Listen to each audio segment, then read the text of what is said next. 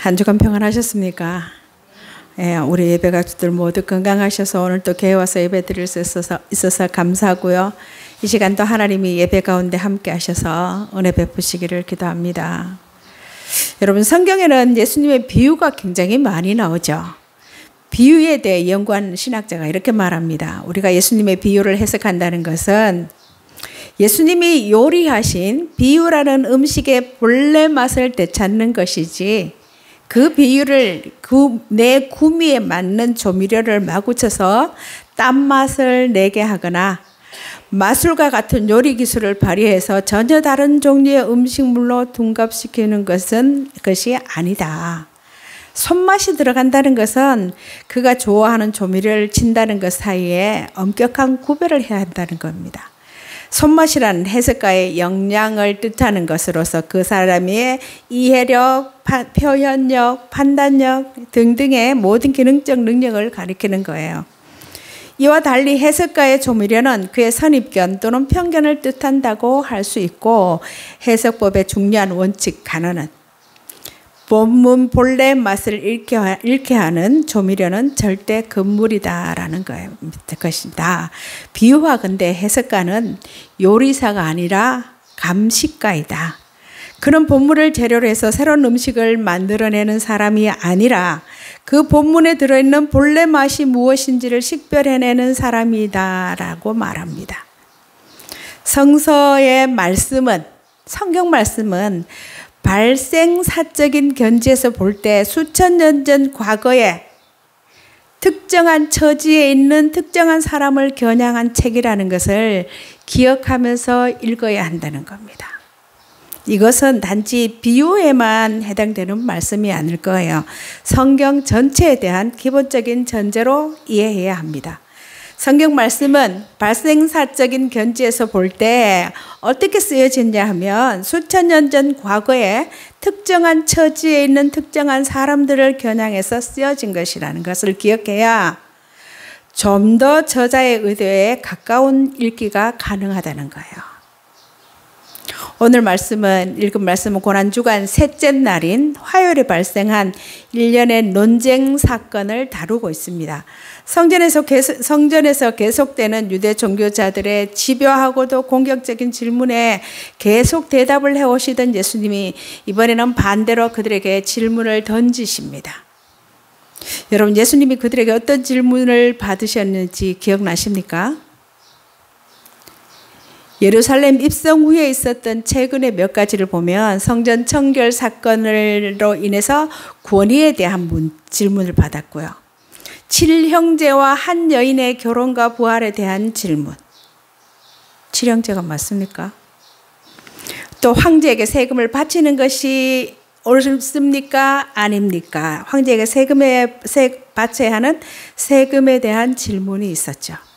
41절과 44절을 보면 예수님이 도리어 질문을 하고 있는데요. 어찌하여 그리스도를 다윗의 자손이라 하느냐? 다윗이 그리스도를 주라 칭하였으니 어찌 그의 자손이 되겠느냐?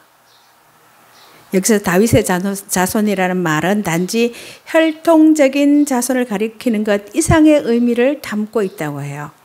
이제까지 질문을 받던 예수님이 종교 지도자들에게 다윗이 주라고 고백한 그리스도를 어떻게 다윗의 아들로 부를 수 있냐고 물으십니다. 문단의 처음과 끝 41절과 44절은 왜가 아니라 어떻게라는 의문사를 사용해서 어떻게 그런 논리가 성립될 수 있는지를 묻고 계셔요. 여러분, 그리스도께서 다윗의 후손으로 태어나시리라는 예언은 구약 성경 여러 곳에 나타나 있습니다. 이러한 예언을 곡해한 그 시대 많은 유대인들은 메시아를 지상적이고 민족적 차원으로 이해했어요. 그래서 그들은 다윗 왕 시대와 같이 번영된 이스라엘을 복원시킬 메시아를 고대하고 있었던 거예요. 그러나 메시아이신 예수님은 다윗의 혈통으로 오셨지만 본체상 하나님과 동등하신 분으로 온 인류의 구원과 우주적인 하나님 나라 건설을 위해 성육신하셨다는 점에서 그들이 이해하고 있는 메시아관에 치명적인 오류가 드러난 거예요. 이에 관해서 사도 바울은 로마서 1장 3절에 이렇게 말하고 있습니다. 예수께서는 육신으로는 다윗의 혈통으로 나셨고 성결의 영으로는 죽은 자 가운데서 부활하여 능력으로 하나님의 아들로 인정되셨다라고 기록하고 있습니다. 이 말씀은 예수님이 유대인들이 생각하고 있는 메시아보다 훨씬 크신 분이라는 것을 이야기하고 있어요. 즉 예수님은 메시아로서 이스라엘이라는 땅을 넘어서 온 인류를 구원하러 오신 분이라는 것을 지금 누가복음의 수신자인 데오빌로에게 이야기하고 있습니다. 예수님이 몸으로는 다윗의 후손이었으나 다윗의 주님이 되신 것은 영원하신 하나님으로서 성육신하신 분, 사실상 다윗에게 생명을 부여하신 분이라는 거예요. 오늘 이 같은 예수님의 반문은 당시 바리새인들이 갖고 있던 형식주의적 신앙과 이방인에 대한 배타적인 감정, 왜곡된 선민의식을 깨뜨리려는 의도까지 포함하고 있습니다. 예수님이 한 가문이나 한 민족을 구원하고자 온 것이 아니라 인류를 구원하기 위해 오셨음을 확실히 밝히고 있는 것입니다. 예수님은 다윗이 하나님을 주라고 부르면서 또 다른 주를 언급했던 시편의 말씀을 인용하심으로 그 주가, 뒤에 말하는 그 주가 예수님 자신인 것을 드러내셨어요. 어떻게 그리스도가 다윗의 아들이 될 수 있는가? 다윗의 주가 되시는 그리스도가 어떻게 다윗의 후손이 될 수 있는가? 예수님이 시편 110편 1절 말씀을 인용하시면서 시편 110편의 시가 다윗의 것이라는 것을 확인하기 위해서 다윗이 시편에서 말한다라고 인용하십니다. 다윗은 주께서, 그 주는 여호와께서 내 주께 이르시되, 메시아이신 그리스도에게 이르시되 내가 내 원수를 내 발의 발등상으로 삼기까지 내 우편에 앉으라 하셨다라고 말씀하셨어요. 주께서 내 주께 이르시되, 예수님이 시편 110편 1절을 인용해서 다윗이 메시아를 주라고 부른 사실을 밝히고 계십니다. 동일한 말씀에 대해서 마태와 마가는 다윗이 성령에 감동하여 말하였다고 묘사함으로 다윗의 말에 신적인 권위가 부여되었음을 강조하고 있어요. 여러분, 이 말씀은 구약 성경 전체가 메시아를 증거하고 있다는 사실을 드러내는 단적인 실례가 됩니다. 구약 성경은요, 선지자들이 직접 언급한 수많은 메시아 예언들 외에도 구약의 실제 인물을 통해서, 구약의 역사적 사건을 통해서, 그리고 구약의 각종 의식과 규례를 통해, 혹은 선지자들의 상징적인 행동을 통해서 메시아를 예언했고, 이 모든 예언들이 바로 예수님을 통해서 성취되신 거예요. 당시 유대인들은 구약의 사무엘 하 7장에 나오는 나단 언약에 근거해서 다윗의 아들이 이스라엘 왕과 구원자로 등장할 것을 기대하고 있었어요. 시편 110편 1절은 다윗의 아들이 주의 신분과 그리스도의 정체성을 동시에 갖고 있을 때만 가능한 말씀입니다. 예수님이 다윗의 후손 아들로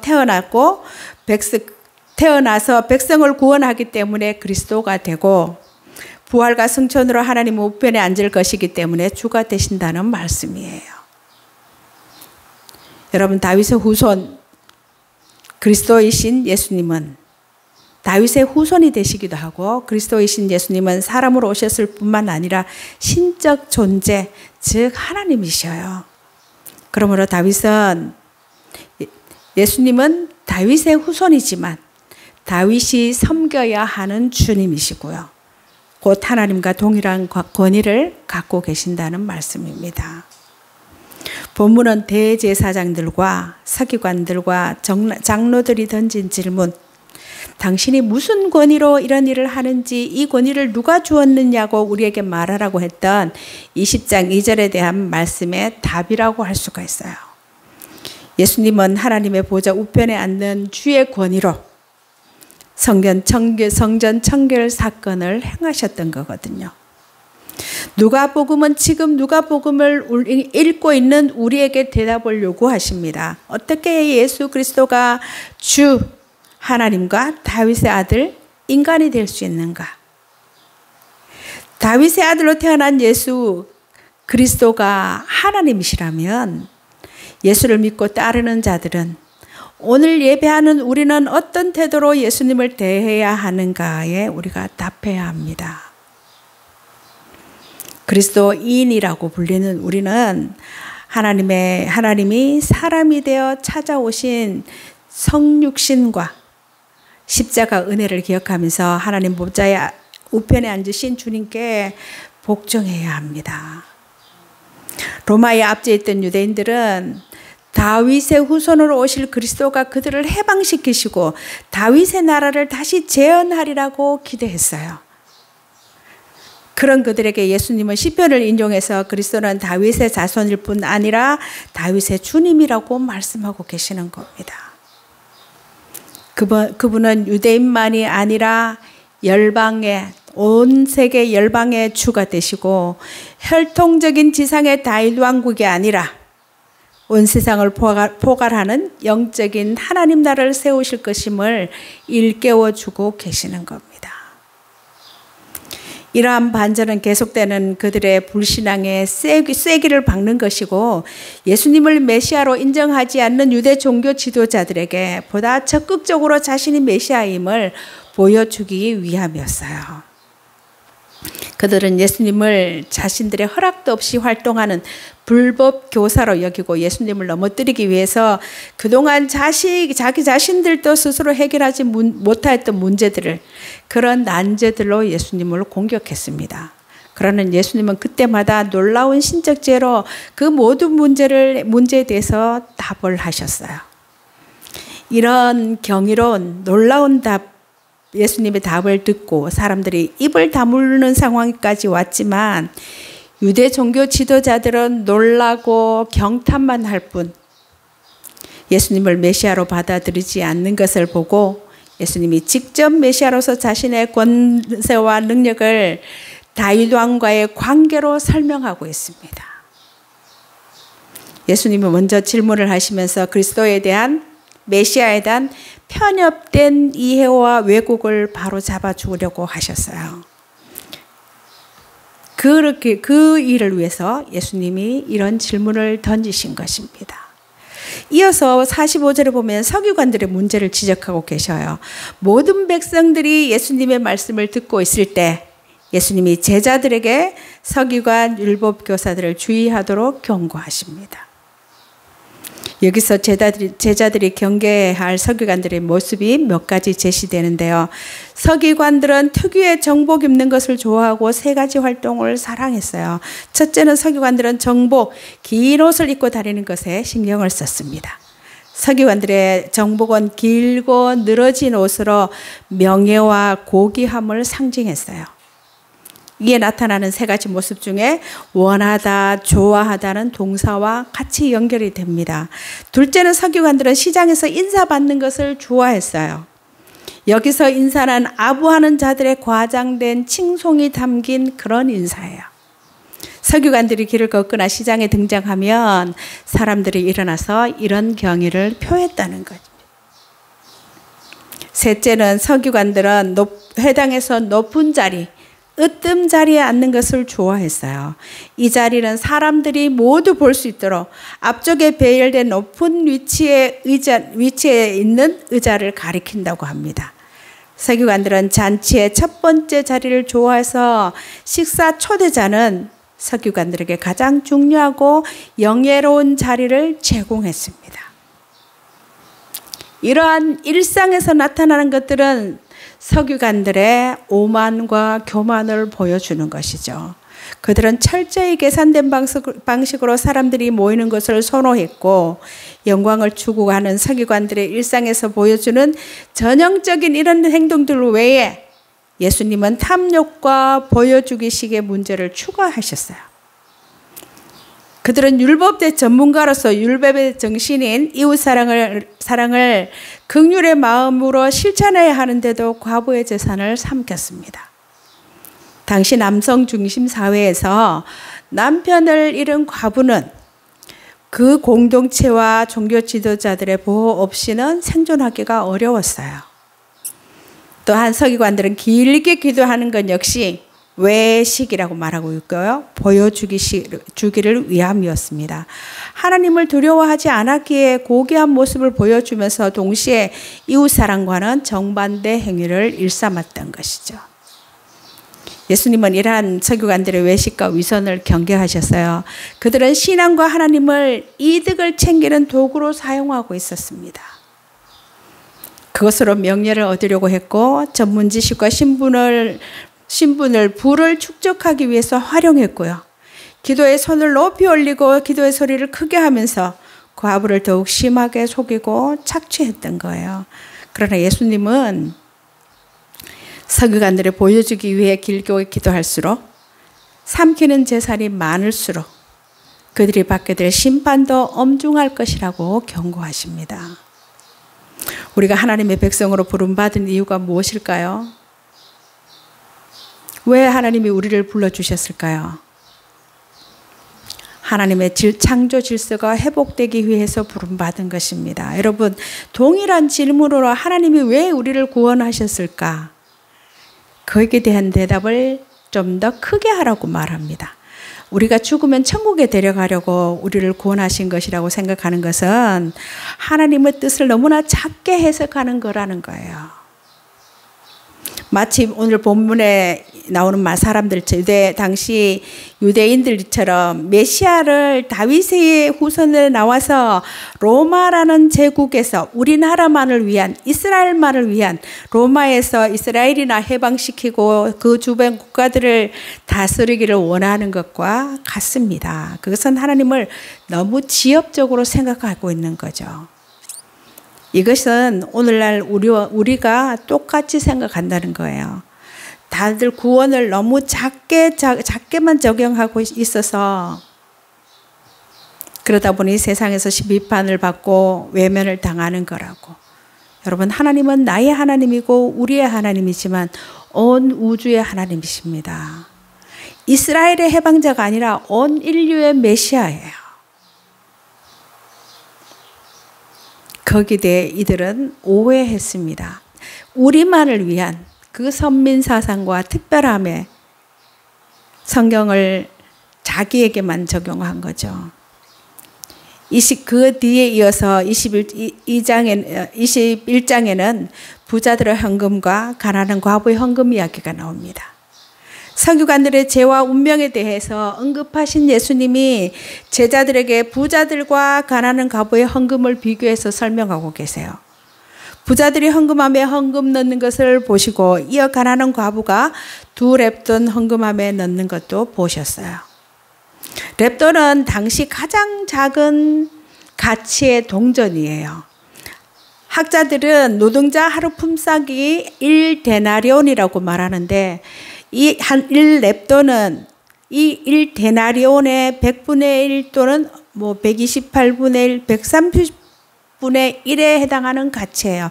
만약에 일당이 10만 원이라면 거기에 100분의 1이면 1,000원이나 1,000원 이하가 되는, 그래서 2렙돈은 일당이 10만 원이라면 1,500원에서 2,000원 정도에 해당하는 금액으로 부자에 비하면 매우 보잘것없는 금액이라는 거예요.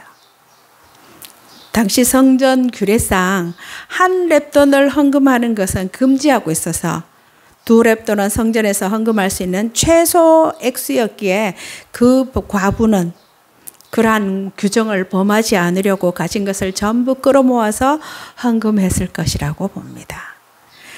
예수님은 이 가난한 과부가 다른 사람보다 더 많이 넣었다고 하시고요. 이 과부의 헌금은 생활비 전부였다고 말씀하셔요. 부자들은 풍족한 가운데서 헌금을 넣었지만 가난한 과부는 궁핍한 가운데서 소유한 생활비 전부를 넣었다라고 말씀하고 계십니다. 그런데 여러분이 이 본문을 잘못 해석하면 과부처럼 자기가 가지고 있는 것을 전부 헌금을 해야 한다거나 그렇게 되고, 또는 부자들을 무작정 배척하고 가난한 자에 대해서 무작정 미화할 수 있다는 거예요. 오늘 말씀을 이해하기 위해서는 앞에 나오는 서기관에 대한 이야기를 연장시켜 볼 수가 있습니다. 하나님은 우리의 내면을 보셔요. 가난한 과부가 자기 가진 모든 것을 헌금한 것처럼 우리가 하나님 중심으로 살아야 한다는 거예요. 남에게 드러내기를 좋아하는 서기관들처럼 하나님의 영광보다는 자신의 영광을 위해 사는 것, 이것이 죄라는 것입니다. 하나님의 자리에 올려놓는 모든 것을 성경은 우상숭배라고 하셔요. 하나님이 우상숭배를 가장 싫어하시고 그것이 이스라엘이 멸망한 가장 큰 이유였습니다. 과부가 한 렙돈을 드릴 수도 있었으나 가진 전부를 드렸는데 그녀의 헌신은 하나님을 향한 믿음을 대변하는 것으로 봅니다. 명예를 중요하게 여긴 당시 사회에서 부자들에게 예배는 명예를 확인받고 하나님의 복을 자랑하는 시간이었어요. 그러나 예수님은 헌물의 가치를 금액 자체가 아니라 헌신의 정도, 희생의 크기로 평가하고 있습니다. 경제적으로 따지면 과부가 낸 헌금은 정말 하찮은 것이었지만 예수님은 과부의 헌금을 가장 크고 귀한 것이라고 평가하고 계시죠. 여러분, 주님은 서기관들의 위선과 탐욕, 허영심과 과시욕을 질타하시고 경계하라고 제자들에게 말씀하십니다. 그들은 형식적인 경건에 집착했고 그들의 관심은 하나님이 아니라 사람이었어요.